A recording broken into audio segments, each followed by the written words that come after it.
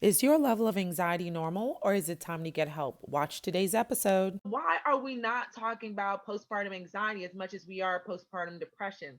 Let's talk about it. What's interesting is there's a survey that was done with over 500,000 Americans, and they compared it from last year to the year before, and there was a 93% increase in anxieties. Okay, so people are anxious out there, and our moms are clearly no different. But let's talk about why do we even not talk about postpartum anxiety? Why is it the not talked about mental health issue? We are so happy to have Albina Lopez on the panel with us this evening, another psychotherapist. She is joining us. We're happy to have you here. What do you think about that?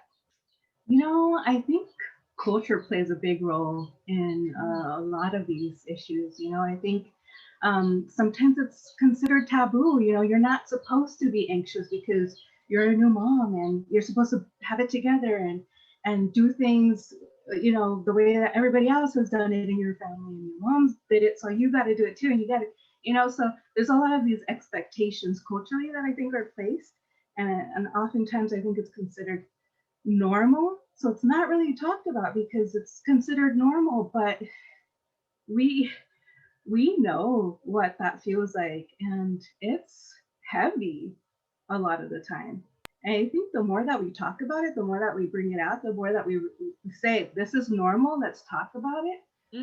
I think the more that we'll be able to address it um, in a healthy way, and move forward with it, move forward in our lives, understanding that some anxiety is normal, some Yeah, anxiety is normal. and let's talk about that, because I like the point that you brought up, that sometimes we it tends to be normalized, and for that reason it also tends to be overlooked.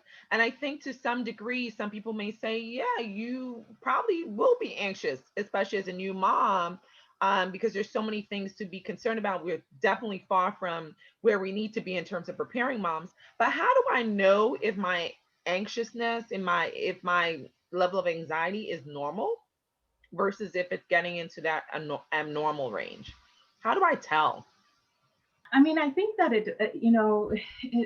there's so many variables that play a role, in this. And I think when we realize, okay, like we need to make sure that, the baby's bed is correctly placed in the right direction, and there's not a lot of blankets, and, the clothes are fitting right. That kind of stuff is normal. But when it gets to a point where it disrupts like daily life to the point that it becomes um, a hardship, that's, I think, the point of understanding, oh no, this is past normal anxiety and I need to get help. Yeah. Chassie, what would an example of that be where your life is becoming dysfunctional? Like in my experience, like a lot of things with anxiety are sometimes not seen. And so that's I wanted to answer I'm gonna answer your question, but I also wanted to add to the other point of a lot of anxiety could be overthinking, intrusive thoughts. And so these are things that other people may not see you going through. Like you're being repetitive in your mind. You're having irrational thoughts, intrusive thoughts, and you're starting to believe that these patterns are true, and they are not. And so some of these thoughts prevent you. Let's just say, for instance, with COVID. There's a lot of anxious and anxiety about, okay, everybody needs to stay in the house. So the same things that kept you in the house are going to be some of the same things that prevent you from leaving your house. So if you can't, if you're starting to do a lot of ritualistic type of things, if you're starting to overthink a lot of things, having intrusive thoughts, and if, just like Albina said, and if these things are impeding on your daily functioning, that's when you know that there is an issue. If you can't leave your house without washing your hands 25 times, that's going to be an issue. If you're out and about and you get around a lot of people, and you're starting to feel anxious, tightness in your chest, that may become an issue for you as well. So understanding what some of these things mean, and a lot of people think that anxiety is it's very silent. And it looks like a lot of different things. You might see somebody who's always busy, but the reality of that is when they're not busy, they're overthinking, so they stay busy and they're, you know, hyper vigilant about certain things. So you may see a high functioning person, but that high functionality may actually be anxiety. So it may not always look like what you think it might be. It could be physical. There's a lot of heart palpitations, there's sweating, and there's a lot of physical symptomology that occurs with it as well. So I think it's very important to understand all the aspects, because it's not just one certain look. Anxiety can be very, very silent as well. It could be, a lot of it can be, you know, the overthinking and things that are going on in your head that you're not saying to anybody. Because if you told anybody, they'll look at you like, wait, what? So, and it's you so know. true, because I do have a lot of patients that share that they have difficulty sleeping. And when you go through the reasoning as to why they're having difficulty sleeping, is a lot of overthinkers, a lot of worriers, which is a form of anxiety. But Right. you mentioned a tag phrase. So everybody's talking about these intrusive thoughts. You look on social media, you see intrusive thoughts. Are you having intrusive? What is an intrusive thought? What is that? Albina, you want to go? Well, basically, it's just a thought that is a constant thought that is more of a worry. You know, often represents itself in a worry, where it's like, oh my God, what's wrong with my baby? What's wrong with my baby? What's wrong with my? And it's like continuous thinking of this that it's impeding you. So yeah, that happens a lot. Wow. How do you guys, like, how do you break those intrusive thoughts? Like, what are some things that people do? And how do they recognize that it's intrusive? I think one of the things we used to do is we used to call them like just like false alarms. So you have to ask yourself, okay, is this something that's happening? Is this really real to me right now in this moment?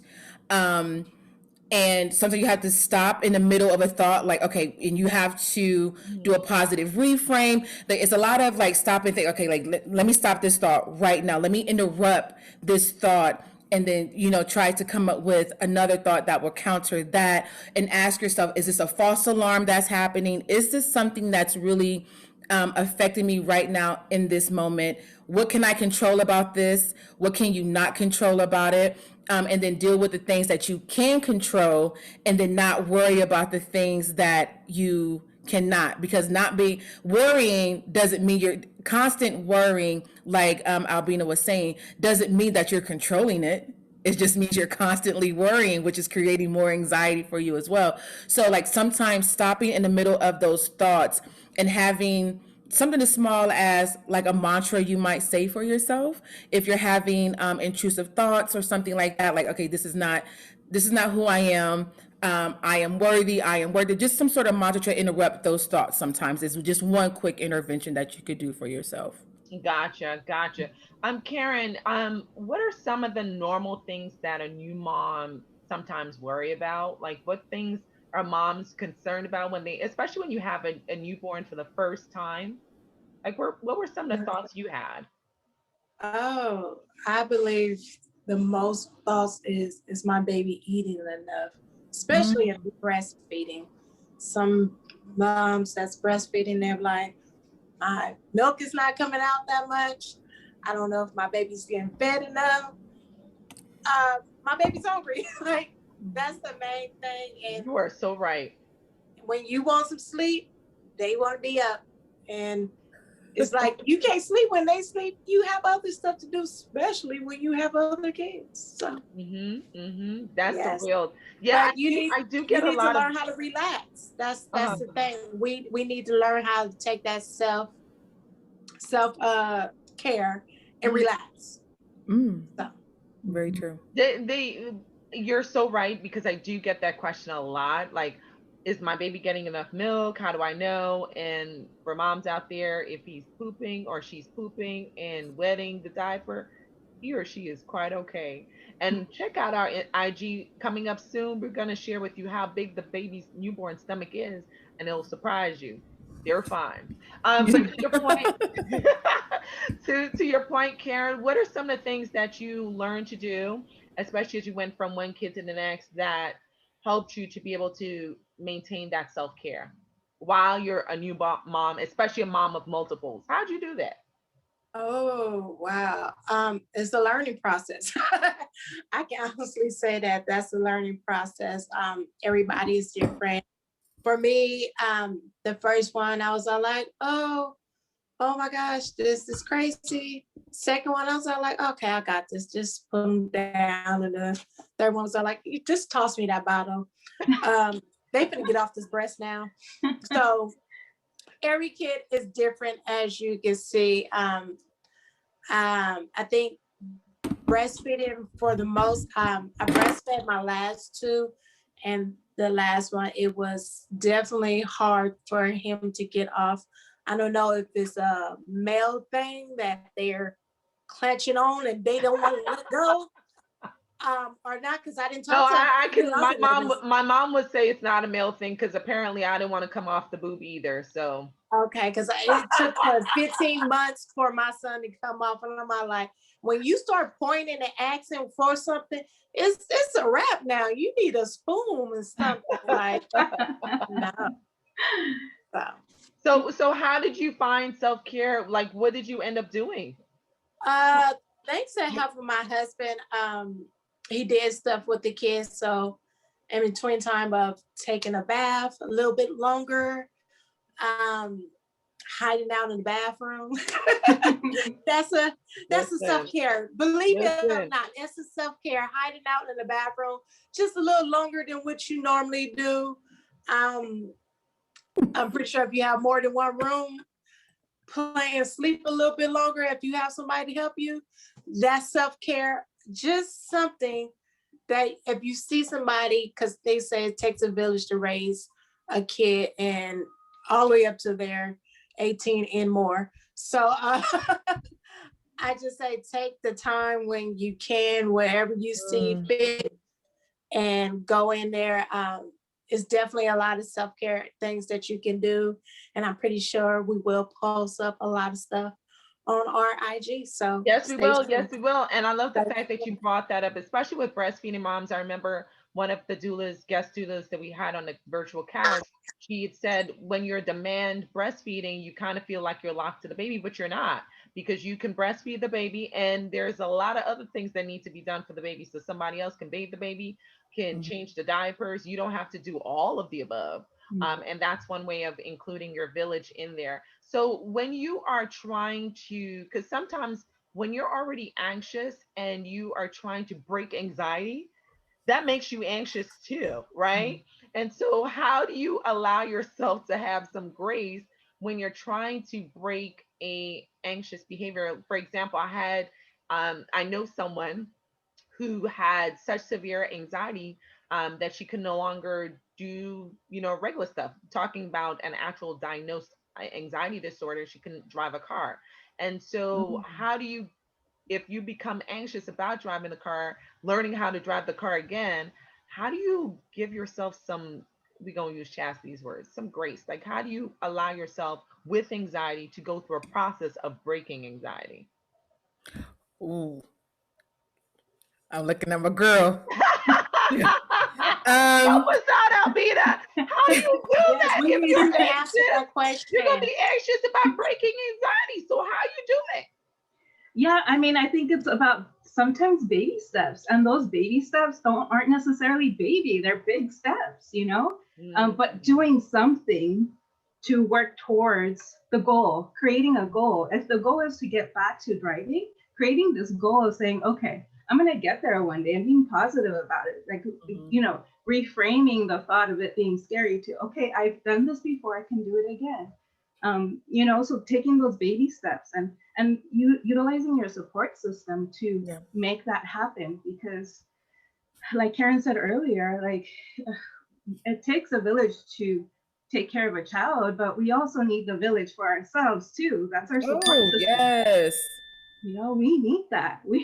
I think we underestimate how much we need the village for ourselves. And This is like the core of us working on our own mental health, you And I know? think the other thing to piggyback with what you're saying, Albina, is having the vulnerability and the courage to let your village know that you need them. Because like, for someone who's anxious, they always need to feel like they are in control. And if they relinquish that control, something's going to go wrong. So Dr. T, to your point, is like it's going to be a recurring thought of, I'm always going to be anxious. So there's some things like Albina said, you need to take baby steps. And then there's sometimes you need to take the big step, and we call that exposure therapy. Sometimes it's just jumping in the deep end and like, okay, we just gonna get on the freeway. You may not drive, I might drive, and that might be like Albina was saying, exposure. Small things. Start with things that you can absolutely control. And if there's a mistake that happens, or if there's a mishap that happens along the way, let it happen. Like if you spill the milk, let the milk spill. You go and clean it up, or just have fun with it. Just don't let it take you to a place where, you have to clean it and then you start cleaning all these other things as well, because that's going to build that anxiety. So start small, focus on things that you can control. Like Albina said, call on your village, but also be vulnerable enough to let your village know that you need them. I love that. I love that, ladies. These psychotherapists are laying it down. Let me ask you guys a question, because one of the things that my patients ask me often is, will I always have anxiety? Like, can this turn into something more chronic? Or does it just stay postpartum? Mm. I think it resides in all of us. I mean, some things like dormant until there's a triggering event that causes something to come to the surface. So, and I used to say, if you're alive in 2021, we all got a little bit of something that we are going through. It may not be in full extent as someone else's, mental health diagnosis or mental health illness, but we all have something that we are dealing with. And sometimes it just lies dormant, and there's a triggering event that that makes something occur, and some type of not necessarily anxiety, but like Albina was saying earlier, some of that is just normal life stuff. Some of that is actually normal. But to her point, if it gets to the point where it's preventing you from your, as we call them, ADLs, activities of daily living, that's when you have a concern. But I think, Albina, what do you think? I just think that it's something that's a part of who we are, and we all suffer from it. And some parts of anxiety are normal because it causes us to be cautious and not do certain things. So yeah. Yeah, most definitely. I do think that some anxiety helps us thrive, because sometimes we need that anxiety to be able to realize, okay, like I need to be on top of my game to make sure, like, what time did I feed the baby? Is we have to be on top of our game, to make sure things work out or things are moving as planned. Right. But so some anxiety is okay. It's important to have that anxiety. Do we all have it? I don't know. I think as a parent, we, even not being a parent, there's anxiety around us every. Something about anxiety. It keeps you on your toes. It keeps you alert. Like when you're driving on a 405, like I was today, I'm looking both ways because you have to. So some level of anxiety, at least in driving in Los Angeles, California, you have to be prepared. So some level of healthy anxiety, because it keeps you alert. It keeps you safe. So some of that is actually normal. Yeah. Yeah. I like that. And what do you think, you guys, why are we so much better at diagnosing postpartum and postpartum depression, as from the clinical side? What can we do better to recognize patients who are actually having an actual anxiety disorder in their postpartum period? They could take classes, like we could have classes offered for them before they have, delivered the baby, of course, that probably previous experienced it, or just wondering how does that work, and never, because I really never heard about it too much till I had my third child. So just informing one another and having those, just like have lactation nurse and all that stuff, we should have one of those classes too. I love that, Karen. Wait. Did Karen just laid down and dropped a what gem? Wait, she dropped it. Here we go. I got it. Yes, because listen, you are so right. We need to normalize mental health disorders before a Yes. woman gives birth. I love that we absolutely do not do that. And just like we spend time with childbirth classes and we spend time with the lactation consultant, we need to add a mental health component to that. I absolutely love that. Educating women. And half of the ladies don't even know that they're going through that. So they just think they're just going crazy for no reason, or they feel shame. and someone will be here. But to Yes. Albina's point, it's also some things that is so, it's become so normal, we forget that it's an actual disorder. It's a dysfunction when it gets to that point. It's become so, oh, I'll just deal with it. Actually, that's not healthy either. You know, you're super organized or you're super helpful. These are things that cause, you know, what you might see versus what you might feel. Those realities and expectations are two totally different things. So you might see someone who is, I'm looking at my notes, who is super helpful, but they may think that if something goes wrong, they're not going to be liked, they're going to be judged. Somebody's going to, you know, not think that they have it together, especially for like a parent, a first time parent. It's like, I have to be that mother. I have to, you know, go through all the places and do all the things. And if they see that I am helpful, if they see that I am organized, that will somehow have some validation to who they are as a parent. But inside, what they're feeling is, oh, I really can't do that. I need to be self-assured. I need to be validated. And those things, some, again, the silent things that she or the parent or the he may not be saying, can have devastating effects, and it can resonate itself physically in your body as well.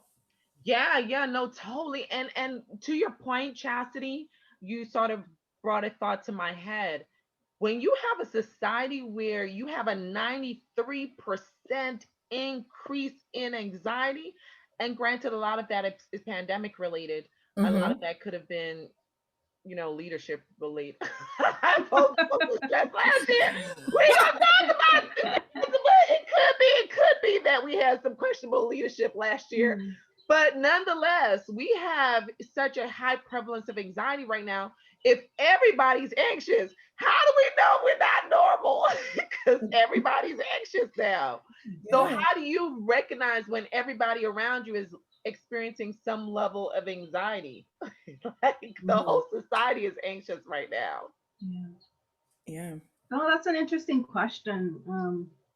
You know, I just, this idea of putting it off, you know, kind of resonates with me when you say that too. Just like this idea of like, oh, it's everybody else has it, so I just have to push through. So that's it. But I think that the more that we become aware, the more that we educate ourselves to understand that this happens, I think the more that we'll be able to move forward and understand, okay, I got to do something about this. Because if we push it away, it's not going to go away. It's still there. It's just going to manifest itself somehow, some way down the road in some other form. Yeah.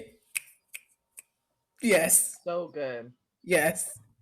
And Yeah. I wonder, you know, not to get in, and I'm not going to really touch on politics per se, but I do think, Albina, I think you touched on something that I think is key, because everybody's talking about the whole job report. You know, people saw the job report. It's not as great as anticipated, but I do wonder if the outcome that we're seeing in the hesitancy of people returning to work are really these undiagnosed anxiety disorders, depression disorders, that we are not having enough services and support for people to know that that is what they're experiencing. And that's why I don't want to go to work yet. That's why I don't want to go back to work right now, is because I'm still dealing with my anxious feelings about this pandemic, about this whole experience of losing my job, about the possibility of tomorrow being completely different from today, about the unexpected.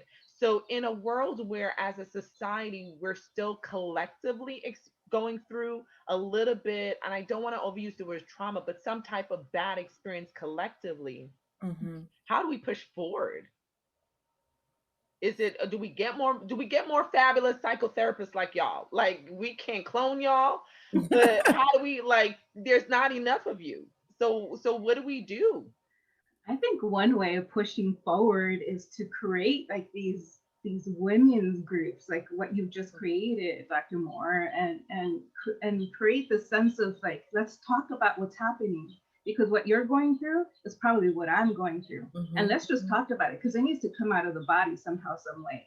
If it's through art, if it's through movement, if it's through running, exercising, if it's just through talking about it with like-minded people, that's what we need to do, I think, to get through this together collectively, because it is a collective experience that we're going through. And let's just be real. It was a collective traumatic experience on, 2020 and the beginning of 2021. We're only 5 months in, and it was a lot of things. So it's been some things that have been occurring back to back to back. And we haven't had a reprieve. We haven't had a chance to be like, okay, now that was done. Let's take a break. We've always been in a heightened sense of fight or flight. It's like, okay, something happened, or we got justice here, or then something happened here, or it's earthquake here, fires here. So it's always something happening. And I think to add to what Albina is saying is just those small things that you can control is what you really, really need to focus on. We cannot control what's happening outside, but we can control our response to what is happening outside. So you controlling your responses to what your surroundings is absolutely 100% something that you can do. Don't forget, to Karen's point, self-care, making that an absolute priority. Because if you don't have you can't show up for anybody else.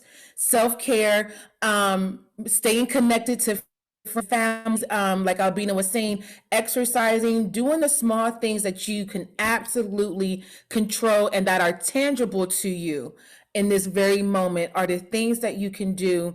If you want to do that podcast, I have seen so many podcasts come about. A lot of men are talking to each other on Instagram. There's a lot of therapist type, therapeutic type groups online now. So to Albina's point, into what you're doing, Dr. Moore, is what people are doing. They're trying to form a sense of community within a traumatic event. People are reaching out. People are screaming for each other like, yo, please hear me, see me. Is anybody else going through what I'm going through? I think that's why a lot of people are joining a lot of these social media groups, because it's an outlet, and there's like-minded people, like Albina was saying, going through the same thing that you're going through or experiencing something close to what you have experienced. So focus on what you absolutely can control and what is tangible to you.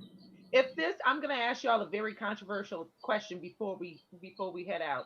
If this is such a prevalent issue, should the government be taking leadership role? Because like you said, there's a lot of grassroots movements, a lot of organizations that are trying to make a difference.